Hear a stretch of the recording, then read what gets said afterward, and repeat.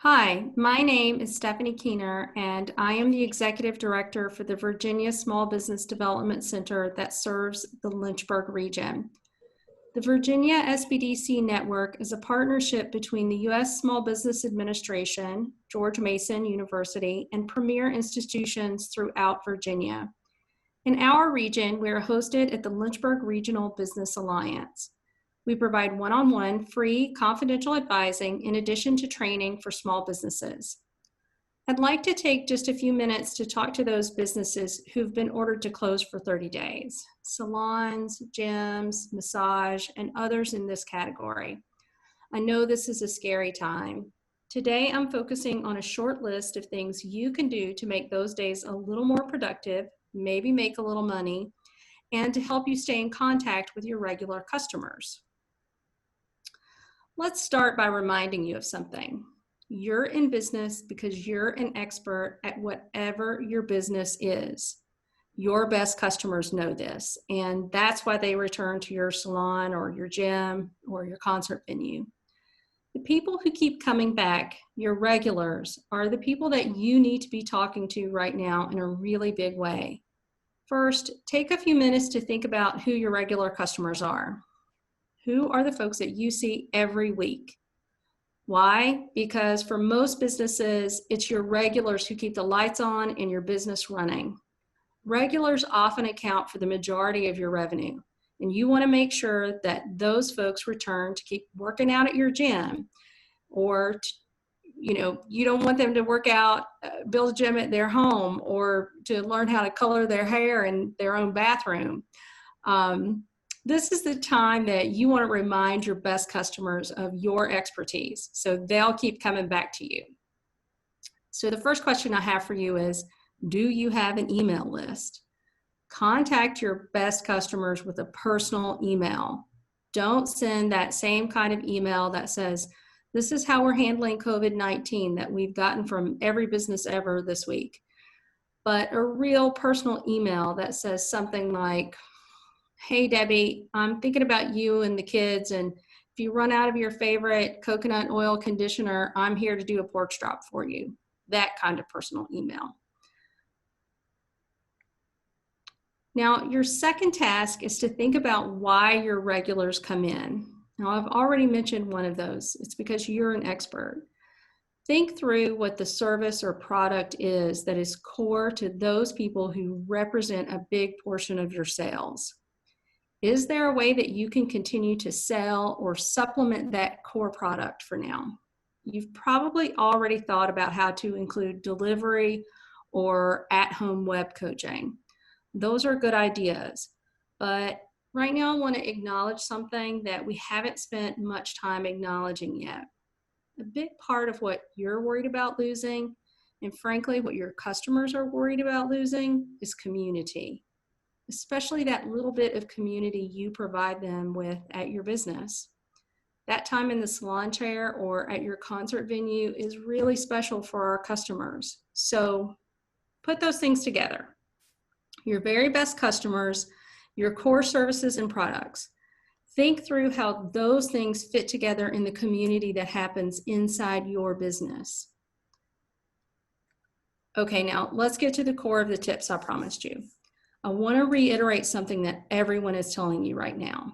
Don't go dark on social media. Everyone is spending a lot of time on social media right now. And I know that some of you are worried that the tips you're getting, like host a tutorial on Facebook Live, won't return any money to your business, and you'll just spend a lot of time doing that. Plus, it feels like everyone is doing that. You are worried you're going to get lost in the void. And the answer to those questions is, yeah, that can happen. You probably won't return a lot of dollars on that content, and there is a lot of traffic to compete with right now. But you should keep your public content up and frequently, just to remain at top of mind for all your customers. But let's focus on a couple of ways you might generate a little income, and most importantly, keep things targeted at your very best customers in your business's community. First, if you listen to podcasts at all, you've probably heard about Patreon. Many artists and creatives use Patreon to provide members only access to extra content. Now, here's something you may not realize. Patreon can be used by any business. Let's use a restaurant as an example. Because Patreon is an area for members only, you could feel better about teaching your very best customers a few of your bartender tricks. You're not sending it out to everyone on Facebook and your competition potentially. When creatives use platforms like Patreon to share their secrets, they charge for it. Okay, my example here on the slide is the House of Brinson Instagram page. Susan and Will Brinson are renovating an 1870s home. Susan is a talented decorator, and on her Patreon page, she gives away a curated list of her favorite antique shops along with some secret notes. And those notes are things that she is not going to share on a public Instagram page. Like, you can go in this shop and haggle with the shopkeeper, but don't ever lowball because they'll walk away from that offer. Are there similar ideas that could work for your business? Patreon takes a percentage of the revenue you earn on their platform, plus credit card processing fees. So it's not free, but here's a free idea or two. We can grab another idea from the creative community: secret Instagrams. You can set up a private Instagram account and only let your best customers in on it. That's a good place to give daily updates or specific tutorials in Instagram stories. Those expire after 24 hours. You could do product reviews or any of the fun community stuff that you do together in your shop. Things like, what's a great workout playlist? Or have fun talking about your inspirations, or what got you into yoga in the first place, or why'd you become a barber? And by the way, you can charge people to access to that Instagram page. If you look on the left side of the screen, you see I have an example from real estate. Circa Houses has a secret IG page where they post houses that are in need of renovation. And all those houses cost less than $100,000. It's called their cheap old houses list. And they charge you $2 a month to get access to that Instagram page. You can see that they have a higher level for the secret Instagram and a newsletter. You could set your own price depending on what services and products you're providing. If you're more comfortable on Facebook, you could do a secret Facebook group. Their members can choose to join the conversation. They could post their own content and join in the conversation with each other, not just the things that you're posting. You should also think about using Google Meet, Zoom, or other live video features to have real-time conversations with your best customers. Let's use a gym as an example. Maybe you've got a group of people who show up to work out about the same time every day. They're going to miss that routine, and likely they're going to miss each other. These are the people that you can set up a video chat with about that same time with every day. Even if you aren't actually working out together, everyone can share their quarantine recipes, workout goals, and other conversations that they might have at the gym. Again, that can be part of your members only package that you set up on your website or through Patreon. For entertainment venues, this is a great moment to nerd out. You could use a group chat like that to have a happy hour, talk about a favorite album or a book about a band or anything. And here's a tip. If you're using G Suite to manage your email, you already have access to Google Meet. You can set up video chats with just a web link for other participants, and it won't cost you any extra money.